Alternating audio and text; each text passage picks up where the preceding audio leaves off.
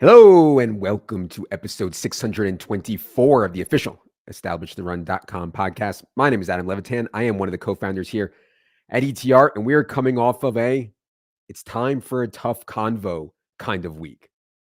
Yes, that's right. With all due respect to the king of the tough conversations, Will Jaffe, aka Dankness, it's time. It is time for me to have a tough conversation with the pricing team at DraftKings. It's week one. There's tens of thousands of new players, or tens of thousands of casual players. They're just looking to play some DFS for fun. Do we really need Tyler Higbee priced at motherfucking 4,800 a month before the Cooper Kupp injury? Do we really need J.K. Dobbins 6,600, Van Jefferson 4,700, Raheem Mostert 5,400? I mean, when pricing came out, Jeff Wilson was healthy. Devon Achane was a major threat. Hunter Henry was going in round 18 of season long in best ball drafts. Do we really need him at 3,500 instead of 3,000? Do we really need Gerald Everett 4,300? And yes, I understand that the week one pricing ended up soft because Jaden Reed and Luke Musgrave and Isaiah Likely and Kendrick Bourne and Tutu Atwell and Puka and Marvin Mims all came into play. But my point is that a ton of people striking out on the thin plays that they're forced into, it's just not great for the game. It's just not great for DFS. Like, obviously, in here, the people listening to this, you're probably like me. You'd probably take great pleasure in trying to figure things out, like Luke Musgrave versus Isaiah Likely or Kendrick Bourne versus Tutu Atwell. I do not think the overwhelming majority of people on DraftKings want that. So given how they originally priced week one, which is typically much looser, I'm a little worried it's going to be mega tight all year on DraftKings. And as I explained a bit last week, I do not think that's good for anyone.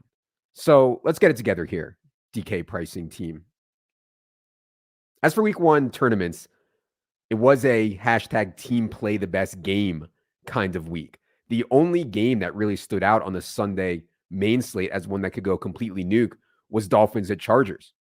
Easily the highest total on the slate, and the only game that had, clean weather plus two competent quarterbacks, a healthy Tua Tagovailoa against Justin Herbert with all his weapons healthy. And so that game was the most owned game in tournaments by an outsized amount, but it also went off at just a ridiculously outsized number. And it was obviously what you needed to win tournaments. Honestly, you could have gotten there. I mean, Tyreek Hill and Austin Eckler were both clearly in play for cash. Tua was expensive, and getting all three of them, Tyreek, Tua, Eckler, plus Waddle, was very expensive. But we had so many solid punt options at wide receiver and tight end. It was certainly possible. And the thing about Dolphins stacks is that when it hits, you know exactly how it's hitting. Their wide receiver 3 is, Braxton Berrios or River Craycraft. Their tight end is Durham Smythe. And I know Durham Smythe had awesome usage in week one, but it's still Durham Smythe. When Tua goes nuts, we know it's almost certainly going through Tyreek and or Waddle. And it's super valuable to know that because we know that Tua has absurd games in his bag. 466 pass yards and 3 touchdowns on Sunday, 469 yards and 6 touchdowns against the Ravens in week 2 last year, 382 and 3 against the Lions last year. Back in 2021, 291 yards and 4 touchdowns against the Falcons. So yeah, I played a lot of Tyreek on Sunday. Didn't have any real sweats in tournaments, but I do think in hindsight, obviously, it was definitely possible to get there. As for cash, wanted to highlight a few things. First, I thought the right team structure was pretty obvious. Save at running back through cheap volume, save at tight end, play at least 2 of the 3 elite wide receivers, maybe all 3. And then there were the micro decisions to be made at punt wide receiver with Mims versus Reed versus the Rams guys, and similarly at tight end with Musgrave or Likely. But really the big decision to me was at quarterback. And I took the 2v2 of Anthony Richardson and Justin Jefferson versus Jalen Hurts and Calvin Ridley right up to lock. In previous versions of DFS and fantasy quarterback play, the Anthony Richardson side would have been an absolute no-brainer. I mean, it was crazy to pay up for quarterback. Top quarterbacks used to have such trouble separating from the mid quarterbacks. And the Russian quarterbacks that were cheap had a massive chance of matching them, if not beating them. So saving the money at quarterback was a no-brainer. But with Hurts and Allen and Mahomes and Lamar, the floor-ceiling combo on them is so absurd. They do separate often. Now, they all had bad games. I mean, Hurts was awful. Josh Allen was awful. Lamar was not very good. Mahomes was fair at best. Obviously, the drops hurt. But anyways, given that Calvin Ridley was really underpriced, I thought at 6,500, loved the spot for him against a really talent devoid Colts secondary. I decided to go with the Jalen Hurts Ridley side. And honestly, it was more about ceiling. I mean, I thought Anthony Richardson's floor was fine, even if he face planted as a thrower, which he didn't. And we're going to talk to Silva about that this afternoon. But even if he did face plant as a thrower, like Tim Tebow, Terrell Pryor style, he still gets 10 points so often just on rushing stuff. So the floor, I think, was majorly fine. The ceiling, I had questions about. The move in hindsight for cash that I should have considered more, I think, was just getting off Jalen Hurts down to Justin Herbert and then getting off Jamar Chase to go up to Justin Jefferson. Obviously easy to say now, but playing cash on this slate without Justin Jefferson was probably incorrect. And I easily could have gotten to him. The spot was so insane in the dome against Tampa. Jamar Chase had a pretty tough matchup outdoors against Cleveland in some wet conditions. So I wish I would have considered that more. I broke around even in cash. A little frustrating for sure, but could have been worse. And if Hurts just outscores Anthony Richardson, which obviously Jalen Hurts is a huge favorite over Anthony Richardson, it would have been a smash. So I actually feel okay about it. Oh, one more point I wanted to make. You can really see it clearly in the Sims, but there's just such a big difference between cash and GPP. Like, obviously, the running backs who suck and are in tough spots but get a ton of volume, Jamal Williams type plays, when those plays are owned, it's a pretty easy fade in GPP. But cheap chalk tight end, Isaiah Likely failed at 3,000. But guess what? If you spent 4,800 on Tyler Higbee, you did worse than if you played Isaiah Likely. 4,200 on Njoku was worse. Hawkinson, 5,900 worse. Evan Ingram, 4,700 dust. Juwan Johnson, 3,900 dust. Dallas Goedert airballs at 5K. And so my point is that there's such little opportunity cost at tight end. Yeah, when you hit on one and you separate, it's awesome. It can win you the week. But the most likely outcome at tight end, other than Kelsey or maybe Mark Andrews, it's just dudes failing. I mean, the floor is so incredibly low. So punting into Isaiah Likely in cash, even if he takes a 0, is probably okay because everyone else in the position is going to fail too so often. Okay. I got to say, it's been a wild few weeks for me personally. A bunch of people I haven't spoken to in a long time, a bunch of my neighbors, they saw/heard me on the Adam Schefter podcast, right? And I know what you're thinking. Oh, that's cool, People from high school, your neighbors, whatever. They saw you on the Adam Schefter podcast. Yeah, sounds cool until they realize that I have a podcast too, and they go to check out the latest episode, and it's me doing a full breakdown of a best ball porno. So, yeah, it's been a weird one, man. The good news is I won't be leaving my office until February, so any human interaction should be blissfully limited. All right. Do want to get to listener questions here. Before I do, a reminder that if you have not upgraded from DraftKit or DraftKit Pro to in-season yet, you can do that by emailing us support@establishtherun.com. We'll get access to all our projections, Silva's matchups, shows, tons more, all the way through the Super Bowl. And with that, it's time for everyone's favorite portion of the program, the listener questions. Producer Luke, hit the theme music.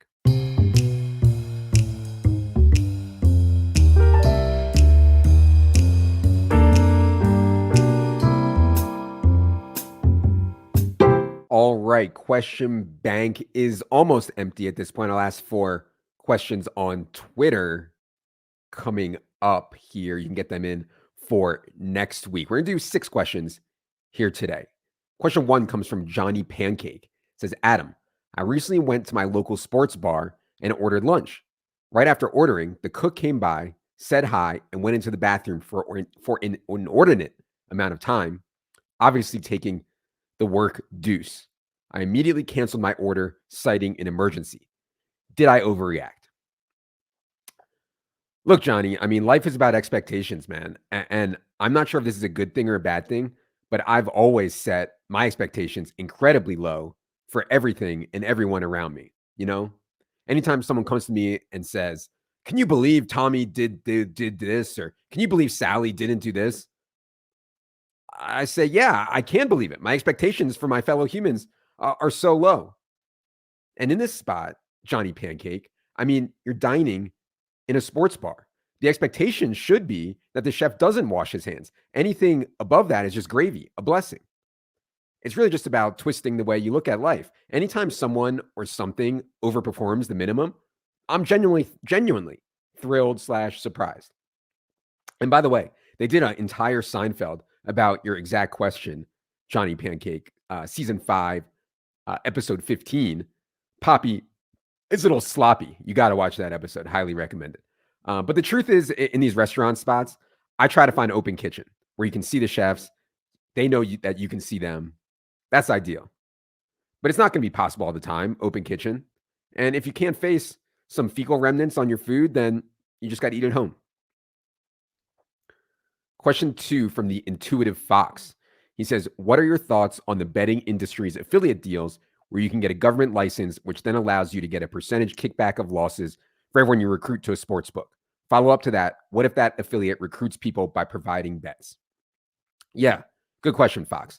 I think people need to understand there are 2 ways sports books do affiliate deals. The first is a simple one-time payment to someone for sending someone else to their sports book. For example, I send you a link to sign up on DraftKings. You do so, you deposit money, DraftKings sends me $100 or whatever.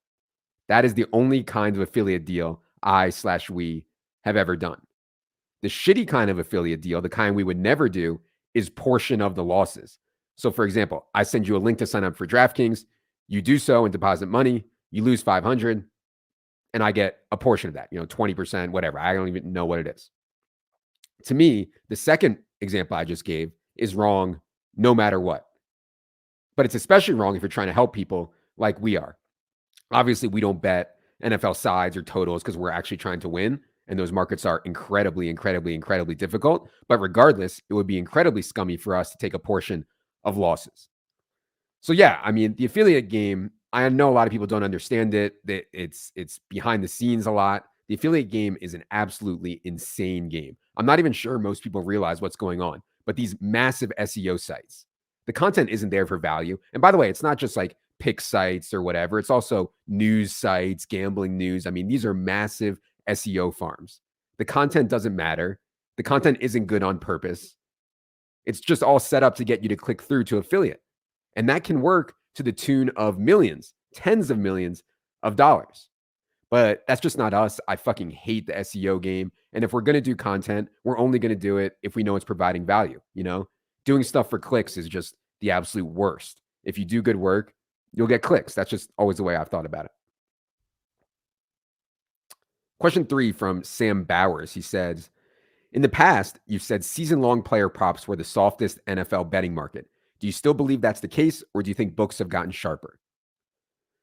Yeah, I would say season-long player props were definitely sharper / tougher this year. No doubt about it. Still very beatable, though, and still an awesome market to attack, the season-long player props. But now I think the award for the softest NFL market goes to the awards markets. MVP, Offensive Rookie of the Year, Comeback Player of the Year, Coach of the Year, etc. All of those.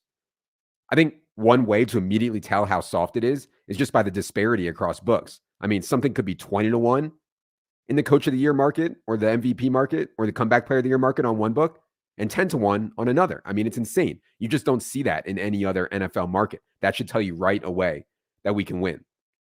I'd also add that there's no, screen that everyone uses like Don Best or Unabated or whatever that everyone and every book can just look at and pick off bad lines or pick off market lines. The limits are usually decent on these, especially at the counter.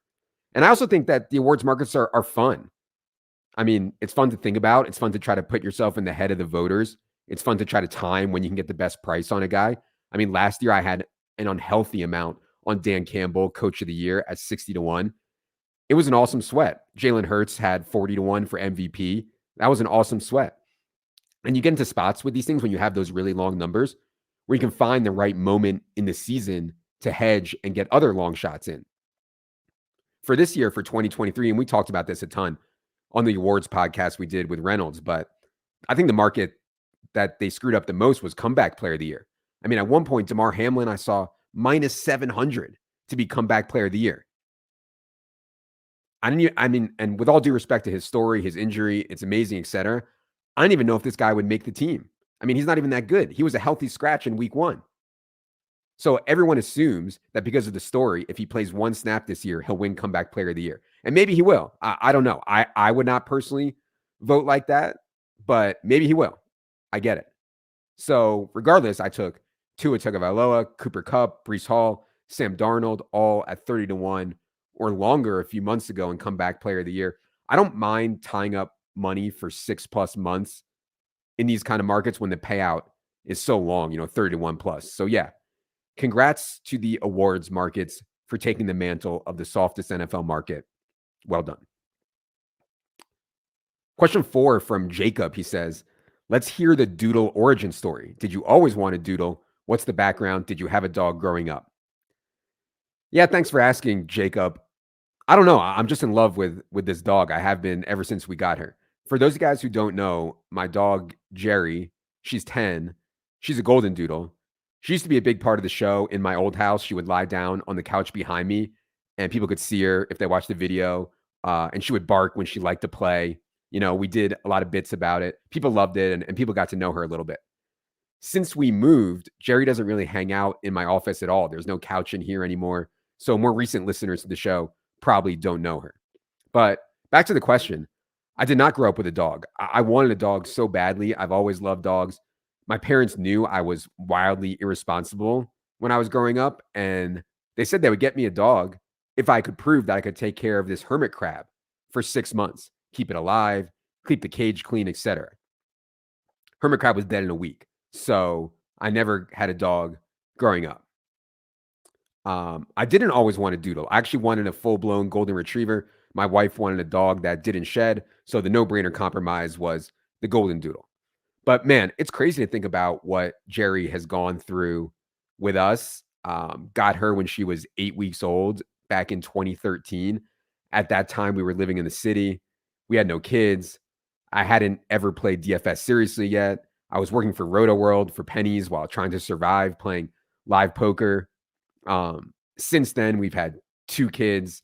We started ETR. We moved across the country to the suburbs. We've had tons of really high highs and tons of really low lows, like any other family. But yeah, Jerry's been there for all of it. And she's just never phased, like always stays the same, only ever wants one thing, for us to give her attention and love her. That's it. She doesn't even want food. Like, she really just wants us to love her. It's so wild. So, I mean, you guys are going to think I'm absolutely insane, but when I'm on my deathbed, I swear I'm going to remember the cross-country drive Jerry and I did together, just me and her on the open road from Philadelphia to Denver.